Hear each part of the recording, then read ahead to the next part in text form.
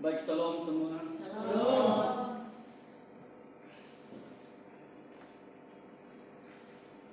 Satu ayat firman Tuhan yang saya angkat untuk kita menjadi titik tolak untuk kita masuk dalam beberapa referensi ayat. Kita lihat dalam Bilangan 22.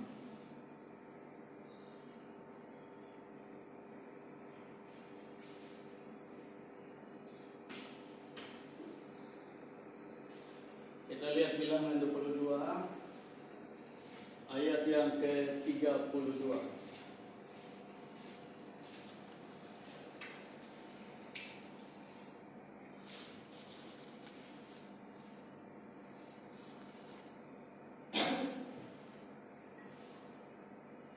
Baik, kalau sudah dapat kita akan baca bersama-sama. Bilangan 22 ayat yang ke-32. Di bawah perikop keledai Bileam dan malaikat Tuhan. Ayat 32. 2, 3. Berfirmanlah malaikat Tuhan kepadanya, apakah sebabnya engkau memukul keledaimu sampai 3 kali? Lihat, aku keluar sebagai lawanmu, sebab jalan ini pada pemandanganku menuju kepada kebinasaan. Demikian firman Tuhan. Salam. Salam. Bapak Ibu, memang waktu lalu saya sudah pernah khotbahkan Bileam di tempat ini. Tapi hari ini saya ingin angkat kembali ayat ini, tentu bukan hanya untuk Bileam, tapi ada beberapa tokoh atau Alkitab yang kita akan belajar. Menariknya ialah bahwa saudara, tokoh-tokoh ini bukan orang-orang sembarang. Mereka nabi, mereka rasul, mereka orang-orang yang dianggap soal hukum Taurat jangan tanya lagi. Tetapi saudara, memang agak sedikit bertolak belakang. Bertolak belakangnya ialah begini, bahwa ternyata Tuhan keluar untuk menemui orang-orang ini bukan sebagai kawan. Harusnya kalau nabi kan Tuhan keluar sebagai kawan mereka, atau sebagai rasul, murid-murid, berarti Tuhan keluar sebagai teman mereka, kawan mereka, atau sebagai orang-orang yang paham sekali hukum Taurat, Farisi, Saduki. Paling tidak Tuhan keluar sebagai kawan teman mereka. Tapi kali ini saudara, dalam kasus yang saya angkat dan Alkitab penulis ini, ternyata Tuhan keluar menemui mereka bukan sebagai kawan tapi sebagai lawan. Tuhan menghadang mereka. Dan menariknya ialah bahwa Tuhan bilang dia keluar sebagai lawan. Tetapi menarik dalam kisah yang akan saya angkat ini adalah bahwa walaupun Tuhan keluar sebagai lawan, tapi Tuhan tidak bunuh mereka. Tuhan tidak musnahkan mereka. Harusnya kalau lawan itu kan musnahkan, ya. Tapi ternyata Tuhan keluar sebagai lawan bukan untuk musnahkan mereka. Justru karena Tuhan sayang mereka, sehingga Tuhan keluar sebagai lawan mereka untuk mereka kembali pada kehendak dan rencana Tuhan. Karena memang Tuhan lihat bahwa mereka sudah tidak sejalan lagi dengan Tuhan. Nah, kita sama tahu, dan saya pernah khotbah waktu lalu di tempat ini, bahwa 6 alasan kenapa Tuhan masih mau menegur kita. Waktu itu saya sudah bicara bahwa yang pertama, karena Tuhan masih sayang kita. Amin. Masih ingat kan? Yang kedua, karena Tuhan masih kasih kita kesempatan. Yang ketiga, karena Tuhan masih kenal kita sebagai anak. Semua ada dasar firman Tuhan waktu itu saya bicara dari Ibrani 12. Yang keempat, karena Tuhan tidak mau kita keluar dari kekudusan Tuhan. Dan yang kelima, karena Tuhan mau supaya kita menjadi manusia yang berguna menghasilkan buah. Semua dalam Ibrani 12. Nah, demikian pun Tuhan datang menghadang tokoh-tokoh ini karena sekali lagi Tuhan sayang mereka. Dan Tuhan tidak ingin mereka binasa, sehingga ketika selama masih ada kesempatan, karena Alkitab berkata siapa termasuk orang hidup, masih ada kesempatan. Karena kesempatan itu ada ketika orang masih hidup. Kalau sudah mati tidak ada lagi kesempatan. Nah, supaya mereka kembali seperti yang Tuhan harapkan. Tokoh yang pertama sesuai dengan bacaan kita Bilangan 22 ayat yang ke-32 tadi. Tuhan bilang, kenapa lu pukul keledai sampai 3 kali? Lu lihat beta keluar sebagai pulawan, sebab jalan ini pada pemandanganku, di beta punya mata jalan yang lu tempuh ini menuju kebinasaan. Ya, ujungnya ialah menuju kebinasaan. Waktu lalu saya sudah katakan bahwa bukan soal jalan dari negeri Bileam untuk ke Moab menjawab panggilan Raja Moab yaitu Balak, bukan. Tapi ini bicara jalan kehidupan yang Bileam sedang tempuh itu, ujungnya Bileam akan binasa. Bukan mati, waktu itu saya bilang bukan mati. Karena beda mati dan binasa. Waktu itu saya sudah katakan bahwa semua ketong akan mati, tapi tidak semua ketong binasa. Jadi mati artinya, ya, kita semua akan mati seperti Roma pasal yang ke-10 dia bilang Roma 10 atau Roma itu dia situ 6 ayat 10 8 ayat 10 bahwa tubuh akan mati karena dosa tapi roh dia bersama Allah.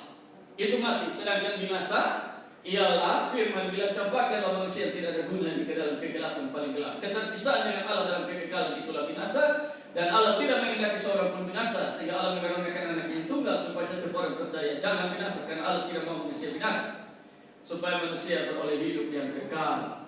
Nah, jalan yang ditempuh oleh Bileam ini ujungnya ialah bukan mati tapi binasa. Nah, kita lihat jalan mana, model apa yang ada yang Bileam sedang tempuh. Yaitu yang pertama, waktu lalu saya sudah bicara tapi saya ambil 3 saja, yaitu ayat yang ke-12. Lalu berfirman Allah kepada Bileam, jangan engkau pergi bersama-sama dengan mereka dan jangan mengutuk bangsa itu sebab mereka telah diberkati. Tapi ayat 21, lalu bangunlah Bileam pada waktu pagi di ladang keledai yang betina dan pergi bersama-sama dengan pemuka Moab. Tuhan datang menghadap Bileam ketika Bileam dalam jalan hidup yang dia tempuh. Ketika Tuhan bilang jangan, tapi Bileam lakukan. Itu sama dengan cari binasa, bukan cari mati. Ya, ketika Tuhan bilang jangan, tapi kita lakukan. Ketika Tuhan bilang lakukan, tapi kita jangan lakukan, maka sama dengan cari binasa, bukan cari mati. Karena firman itu adalah Allah sendiri. Firman Tuhan bilang siapa memberontak terhadap firman berarti ya mati, atau ya meremehkan firman itu ada resikonya. Ya, karena firman adalah Allah sendiri. Ya, yang kedua bahwa Bileam ini selain dia suka melawan firman Tuhan, Tuhan bilang jangan tapi dilakukan. Saudara ingat istri Lot, ya? Tuhan bilang jangan tapi dilakukan lalu dia mati. Yang kedua bahwa Bileam ini suka memberi nasihat-nasihat yang membuat orang mati, binasa. Dalam Bilangan 31 ayat 15-16 di situ dia kasih nasihat sama Balak. Ya, dia kasih nasihat sama Balak bagaimana supaya mencelakakan orang Israel. Dan Wahyu 2 juga ayat 14 di situ Tuhan bilang, aku mempunyai keberatan terhadap engkau sebab engkau telah mengikuti ajaran Bileam bin Beor yang memberi nasihat kepada orang Israel untuk apa? Ya, coba kita lihat Wahyu 2 ayat 14 saja. Wahyu 2 ayat 14. Wahyu 2 ayat 14, Ya. firman Tuhan berkata, tetapi aku mempunyai beberapa keberatan terhadap engkau. Ya. Di antaramu ada beberapa orang yang menganut ajaran Bileam. Ajaran Bileam yang memberi nasihat kepada Balak untuk menyesatkan orang Israel. Ya. Supaya mereka makan persembahan berhala dan berbuat zina. Ya. Jadi Balak memberi nasihat kepada Bileam memberi nasihat kepada Balak bagaimana bisa menjerat orang Israel supaya binasa. Dan akhirnya dia berhasil, 22 ribu orang mati. Dalam kisah itu dalam Bilangan 31. Ya. Di mana Israel pergi menyembah berhala, makan minum, kawin-mawin dengan bangsa Midian, bangsa Moab, dan akhirnya pergi menyembah berhala dan murka Tuhan turun lalu membunuh kira-kira 22 ribu orang. Itu atas nasihat Balak. Artinya kalau hidup ini ya, kau hanya tahu kasih nasihat-nasihat orang yang menyebabkan nasihat-nasihat kita menyebabkan orang mati, orang binasa, orang berdosa, maka model hidup seperti itu Tuhan lihat tidak bagus, tidak baik. Dan kalau Tuhan sayang kau, Tuhan akan hadang kau, tegur kau supaya tidak boleh tempuh jalan hidup seperti itu. harus kasih nasihat orang supaya orang hidup, bukan orang mati. Ya, sebab kalau kita memberi nasihat orang dan orang mati, kita tanggung dosa. Karena kita orang binasa, tidak boleh. Itu hidup yang tidak sesuai dengan Tuhan mau, tapi hidup bikin susah diri dan bikin susah orang. Ya, yang ketiga, bahwa Bileam ini suka menikmati upah kejahatan. Dalam 2 Petrus 2 ayat 15-16 di situ, ya Petrus bilang bahwa Bileam suka menikmati upah kejahatan. Coba Alina baca. Oleh karena mereka telah meninggalkan jalan yang benar, Ya. maka tersesatlah mereka, lalu mengikuti jalan Bileam anak Beor, Ya. yang suka menerima upah untuk perbuatan-perbuatan yang jahat. Ya. Tetapi Bileam beroleh peringatan keras untuk kejahatannya. Amin. Sebab keledai beban yang bisu berbicara dari suara manusia dan mencegah kebebalan nabi itu. Ya. Bileam dalam hidupnya dia suka menikmati upah kejahatan. Karena apa? Bileam pun kerja di kutuk-kutuk orang. Dari kutuk-kutuk itu dia dapat upah. Makanya Balak panggil dia, kasih upah. Dia dupi. Hidup ini saudara, pembelajaran bagi kita waktu lalu saya sudah omong. Bahwa hidup ini kalau hanya menikmati upah dari kejahatan, pada akhirnya kau binasa. Tuhan mau supaya kita menikmati itu berkat Tuhan. Yang menjadi bagianmu, keringatmu, jeripayahmu. Bukan upah dari sebuah kejahatan, hasil kejahatan, hasil penipuan, hasil pencurian, dan sebagainya. Menikmati hidup seperti ini pada akhirnya binasa. Maka di Mazmur 128 ayat 2 situ dia bilang, jikalau engkau menikmati hasil jeripaya tanganmu, berbahagialah engkau dan baik keadaanmu. Artinya hidup ini harus menikmati apa yang menjadi kau pembagian dan bukan orang pembagian. Artinya yang Tuhan kasih berkat, bukan yang Tuhan tidak kasih berkat, supaya kita berbahagia dan baik keadaan. Sebaliknya kalau kita menikmati yang bukan kita punya bagian, bukan kita punya berkat dari Tuhan, kita tidak akan berbahagia dalam hidup dan tidak akan pernah baik keadaan. Ujungnya ialah binasa. Ini tokoh pertama yang Tuhan datang hadang di tengah perjalanannya. Karena Tuhan melihat jalan yang ditempuh itu tidak bagus di mata Tuhan, ujungnya ialah binasa. Tokoh yang kedua ialah Yunus. Saudara, kita tahu semua bahwa Yunus adalah seorang nabi yang Tuhan datang hadang di tengah jalan. Dalam hal ini bahwa Tuhan tempat dia di laut. Ya, dalam perjalanannya, pelariannya, Tuhan dapat dia di laut dan Tuhan tempat dia di sana. Lalu akhirnya Yunus harus dibuang ke dalam laut untuk kembali pada rencana Tuhan. Ya, nah pembelajaran apa yang kita dapat di sini? Apa yang Yunus lakukan yang di mata Tuhan tidak bagus, yang ujungnya bukan hanya Yunus mati, tapi Yunus bisa binasa. Yang pertama, ketika Tuhan suruh Yunus pergi Niniwe, Yunus bangun lari ke Tarsis. Artinya bahwa ketika kita tidak lagi sejalan dengan Tuhan, ya sekali lagi, ketika jalan hidup yang kita tempuh ini tidak lagi sejalan dengan Tuhan, Tuhan bilang A, kita bikin B, Tuhan bilang B, kita bikin A, tidak sejalan lagi dengan Tuhan. Padahal kita harus sadar diri dan tahu diri bahwa kita ada di dunia ini untuk melakukan kehendak Tuhan, bukan kehendak kita. Siapa yang sudah rencana ada di dunia sebelum dia ada? Tidak kan? Semua kita ada karena Tuhan punya rencana. Tuhan bilang dengan Yeremia, sebelum aku bentuk engkau dalam rahim aku sudah kenal engkau. Dan sebelum engkau keluar aku sudah menguduskan dan menetapkan engkau menjadi nabi bagi bangsa-bangsa.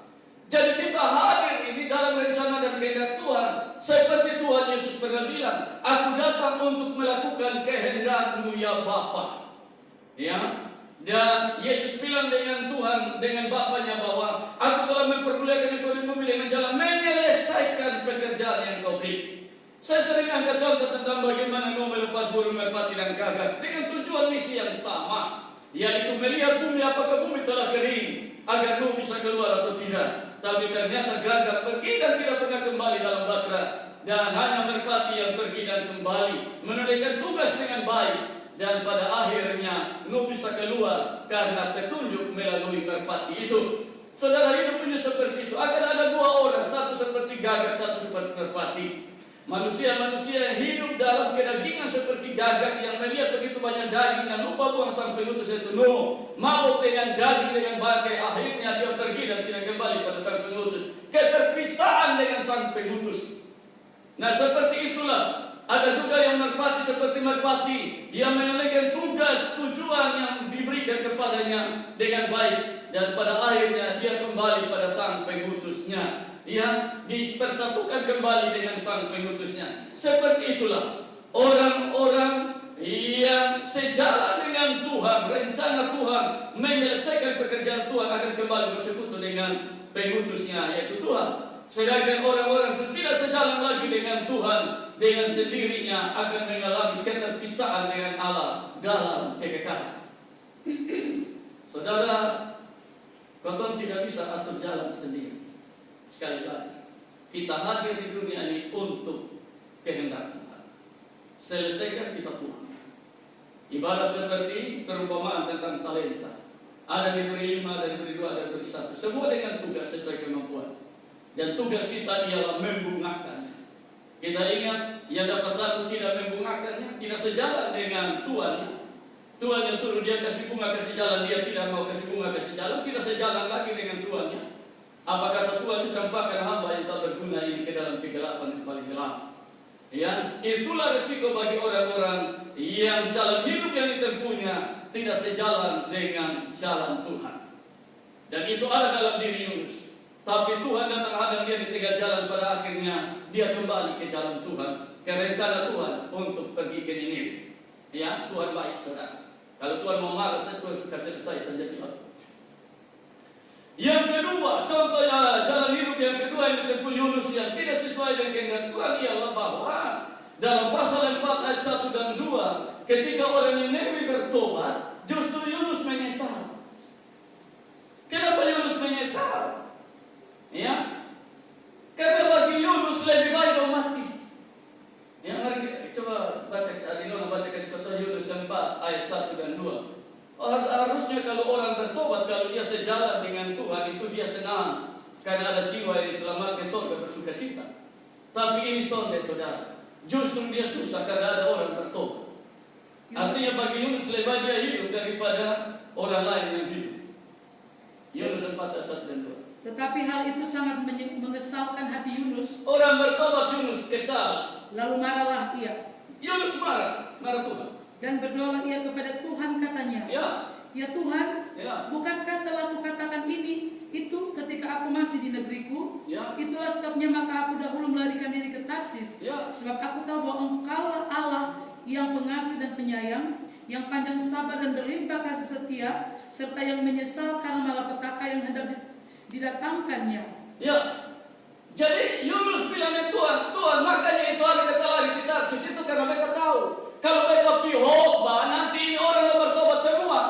Ini orang jahat yang harus mati bertobat semua. Besok mau, dong harus mati karena terlalu jahat. Makanya kita lari supaya kita jangan pihotbah.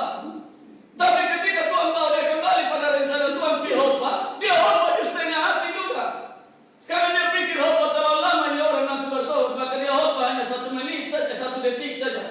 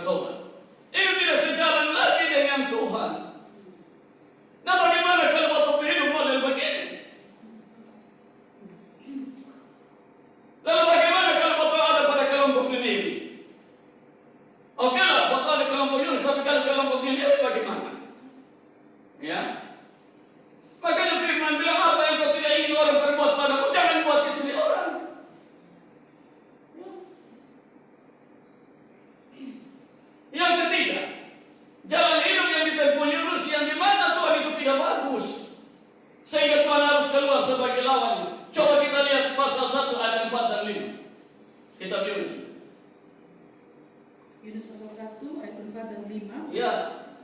Tetapi Tuhan menurunkan angin ribut ke laut, Ya. lalu terjadilah badai besar, Ya. sehingga kapal itu hampir-hampir terpukul hancur. Amin. Awak kapal menjadi takut, Ya. masing-masing berteriak-teriak kepada Allahnya, Amin. dan mereka membuang ke dalam laut segala muatan kapal itu untuk meringankannya. Tetapi Yunus telah turun ke dalam ruang kapal yang paling bawah dan berbaring di situ lalu tertidur dengan nyenyak. Kita lihat, ini jalan hidup yang Yunus tempuh di sana bagusnya hadir di usia orang. Bayangkan orang buka kapal sampai hancur, muatan barang semua harus lempar di dalam laut gara-gara dia ada di itu kapal. Harusnya hidup ini lu hadir di mana-mana jadi berkat di situ. Bukan bawa sial kasih orang. Yunus bawa sial kasih orang pembuatan kapal habis selesai. Ampar-ampar orang mati semua di atas kapal sana, orang buka kapal harus akan orang harus rugi. Ini pembelajaran bagi kita ialah jalan hidup yang kita tempuh ini, hidup jangan bikin susah orang. Jangan hadir di mana-mana orang susah, tapi kita hadir di mana-mana orang senang, orang diberkati, orang susah dihibur, orang sakit sembuh, orang berdosa diselamatkan, dan seterusnya. Kita hadir membawa keharuman Kristus. Sehingga jalan hidup yang kita tempuh itu cocok di mata Tuhan. Amin. Yang ketiga, tokoh yang ketiga, Saulus. Tuhan harus tepa dia di jalan ke Damsyik. Kasih rubuh dia dari atas kuda. Ya. Kalau Yunus angkat dia lempar ke dalam laut, Saulus kasih rubuh dia dari atas kuda. Kalau Biliam Tuhan tepa dengan pedang. Ya. Kasih jatuh dia dari atas kuda. Baru pada akhirnya dia menjadi orang yang baik. Ya.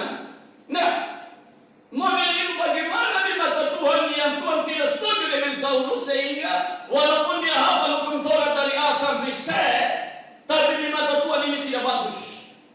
Maka dalam kasihnya Tuhan harus mengadang dia untuk dia kembali pada rencana dan kehendak Tuhan, hidup yang cocok di mata Tuhan.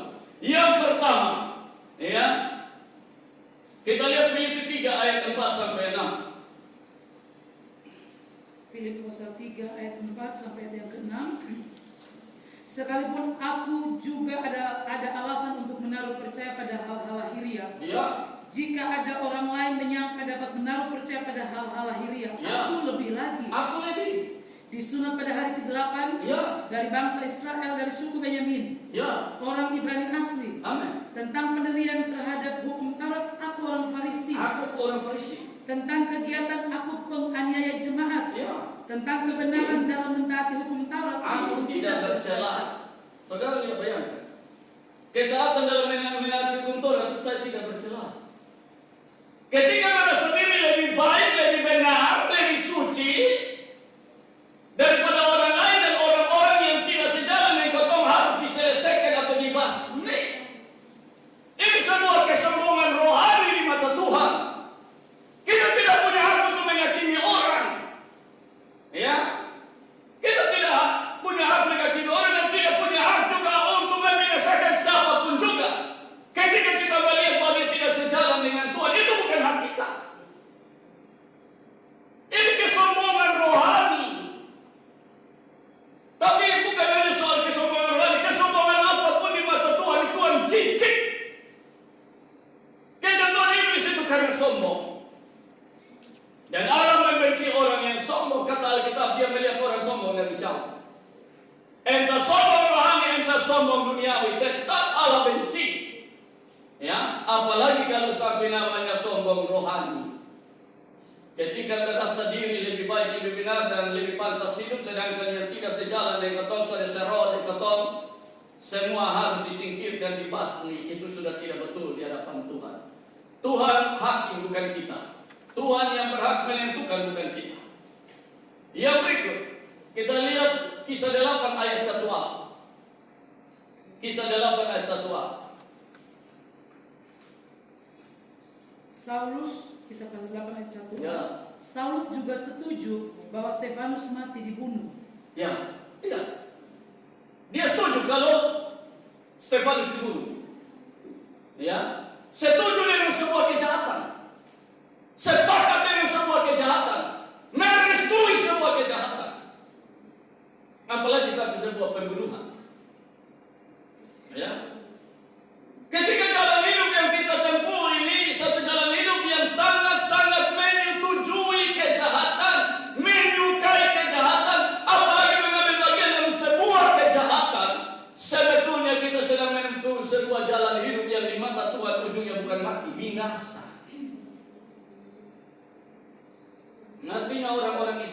karena kejahatan. Dalam Kisah 10 ayat 6 itu, jangan melakukan kejahatan seperti yang mereka lakukan. Ya. Sebaliknya harus kebaikan supaya dirasakan oleh sesama. Ya. Yang ketiga, saudara, coba kita lihat Kisah 9 ayat 1-2. Kisah pasal 9 ayat 1 dan 2. Ya. Sementara itu berkobar-kobarlah hati Saulus untuk mengancam dan membunuh murid-murid Tuhan. Ia menghadap imam besar dan meminta surat kuasa daripadanya untuk dibawa kepada majelis-majelis Yahudi di Damsyik, supaya jika ia menemukan laki-laki atau perempuan yang mengikuti jalan Tuhan, ia menangkap mereka dan membawa mereka ke Yerusalem.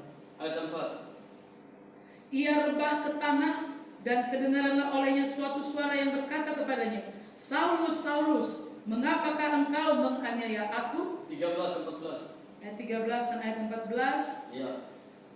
Jawab Ananias, Tuhan, dari banyak orang telah kudengar tentang orang itu, betapa banyaknya kejahatan yang dilakukannya terhadap orang-orang kudus-Mu di Yerusalem. Dan ia datang kemari dengan kuasa penuh dari imam-imam kepala untuk menangkap semua orang yang memanggil nama-Mu. Saudara, ini model-model seperti Yunus. Hidup hanya buat orang susah dan orang air mata tumpah. Dia ditangkap orang, kasih masuk penjara, dia tangkap orang-orang percaya dan bunuh. Sampai Tuhan Yesus bilang, kenapa lu aniaya beta? Hidup hanya bikin susah orang. Padahal orang sudah bikin salah, tapi salah menurut dia. Artinya dia membangun kebenaran sendiri bahwa dia yang benar, walaupun tidak benar menurut Tuhan. Dan akhirnya orang hidup dengan air mata, orang susah karena kehilangan orang-orang yang dikasihi. Akibat daripada perbuatan Saulus. Ya. Ini jalan hidup yang di mata Tuhan tidak bagus. Yang keempat, tokoh yang keempat yang Tuhan tepa di jalan. Kali ini Tuhan tidak tepa dengan buang ke laut, kasih rubuh dari atas kuda, atau pele dengan parang atau pedang menyala. Tapi kali ini Tuhan tepa di jalan dengan satu hardikan yang cukup keras. Hardikan yang keras. Mari kita lihat itu dalam Injil Lukas pasal yang ke-23. Semoga saya tidak salah ya. Mari kita lihat Lukas pasal yang ke-23.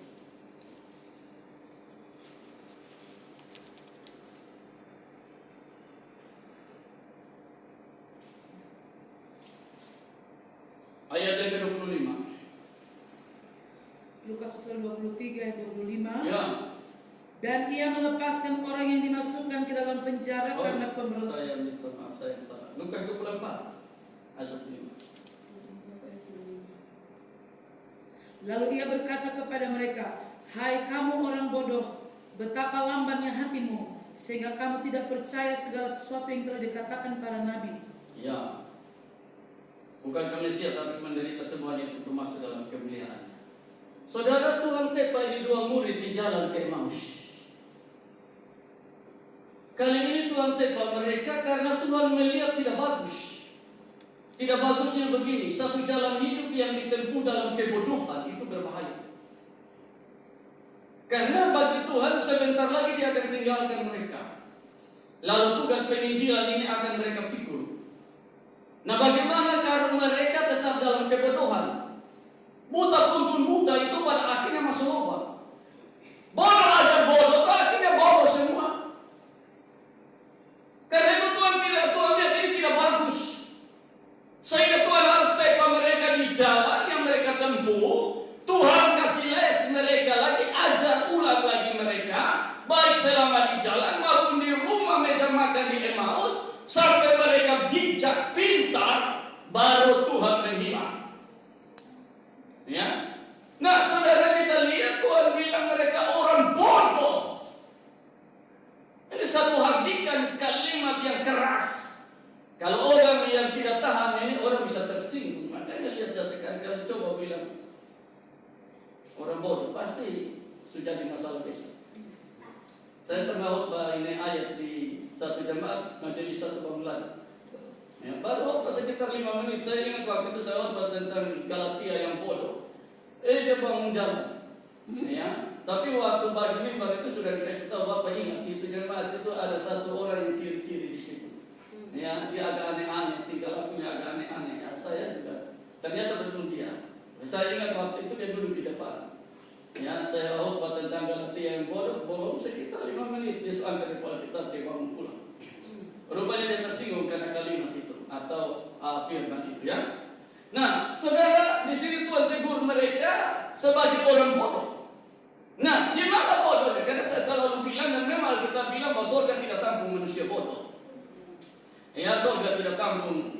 Ya, dalam perumpamaan tentang anak darah yang bodoh itu pada akhirnya penantian mereka sia-sia. Karena kekristenan ya yang hidup dalam kebodohan itu pada akhirnya sia-sia.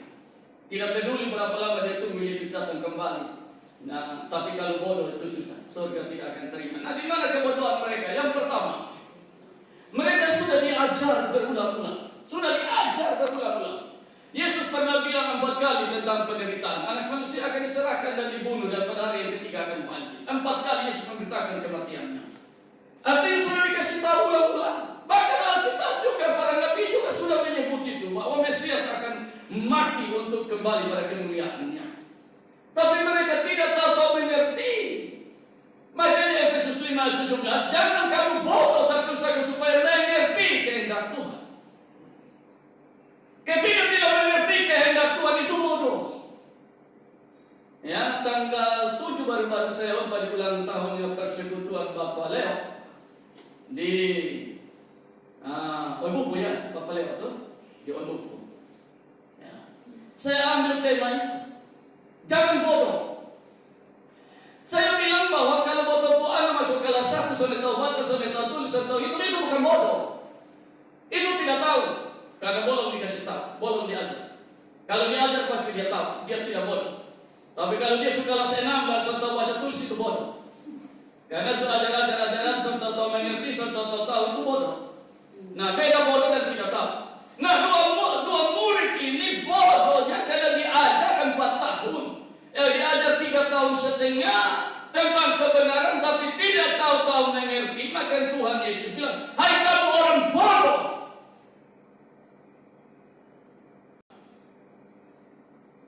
Tiap hari Tuhan ajar. Pagi, siang, sore, malam. Kalau bergaul Tuhan Yesus terus. Kau bisa sekolah pagi sampai siang pulang. Tapi ini bergaul Tuhan Yesus 3 tahun setengah. Pagi, siang, sore, malam. Diajar tidak tahu mengerti kekristenan yang bodoh. Iya. Ya. Sehingga saya selalu katakan bahwa jadi orang Kristen bertahun-tahun dengan khotbah bertahun-tahun, baca firman bertahun-tahun tapi tidak tahu mengerti, tidak tahu berubah hidup itu bodoh.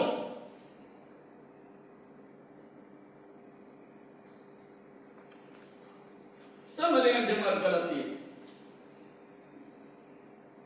Kekristenan tetapi hidup seperti orang kafir. Paulus bilang kamu kembali lagi pada roh-roh yang lemah. Itu kan bodoh. Tidak ada perubahan itu. Walaupun diajar. Ya.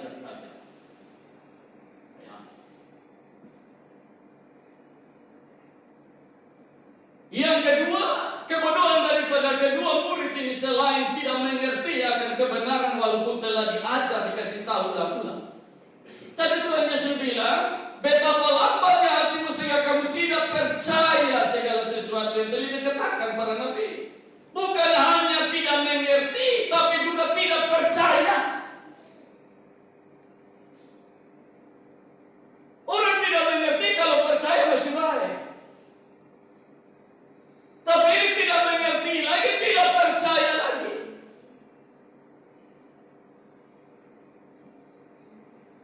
Ada orang-orang Kristen yang, ya kalau waktu mau bilang bahwa mereka itu tingkat pendidikannya rendah sekali lah. Misalnya orang-orang pedesaan.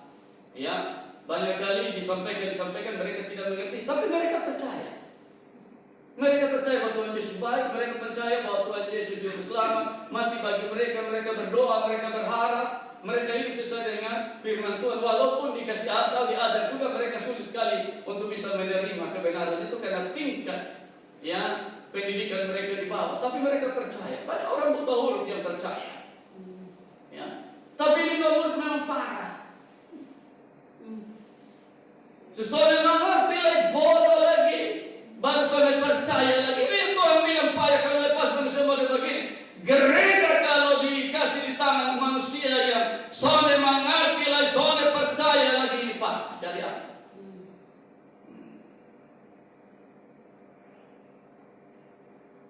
Ini yang Tuhan hadang di tengah jalan. Makanya lihat saja banyak orang Kristen yang sampai hari ini yang tidak percaya firman Tuhan, tidak percaya kesembuhan itu ada, tidak percaya mujizat itu ada, tidak percaya karunia-karunia itu ada, tidak percaya dia. Ya. Padahal kita bilang ada. Bahkan dia bilang bahwa Yesus sudah mati, sudah naik ke surga, Rasulullah sudah mati, sudah naik ke surga, susahnya ada lagi, dan mujizat susahnya ada lagi. Ya, mereka tidak percaya firman. Padahal firman bilang Yesus tidak berubah. Firman bilang, kalau kamu percaya padaku, kamu akan lakukan perkara-perkara yang seperti aku lakukan, bahkan lebih lagi.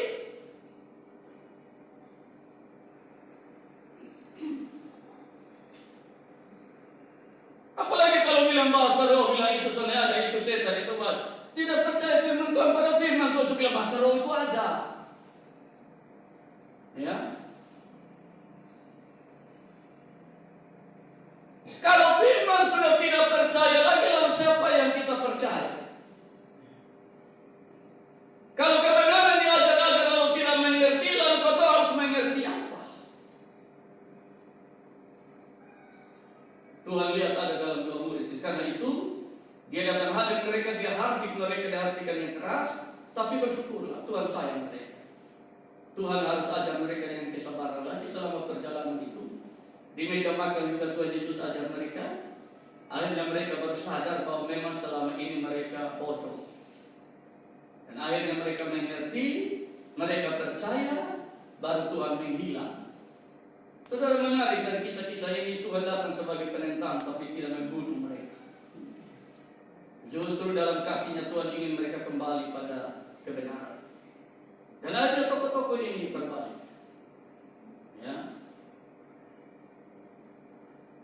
Ini pembelajaran berharga bagi kita sore ini. Saya tidak perpanjang lagi firman Tuhan, tapi masing-masing kita coba lihat dalam cermin firman Tuhan. Adakah jalan hidup dari tokoh-tokoh ini ada dalam hidup kita yang sedang kita tempuh? Mungkin satu dari Bileam, satu dari Saul, satu dari Yunus, satu dari dua murid. Mungkin ada dalam hidup kita.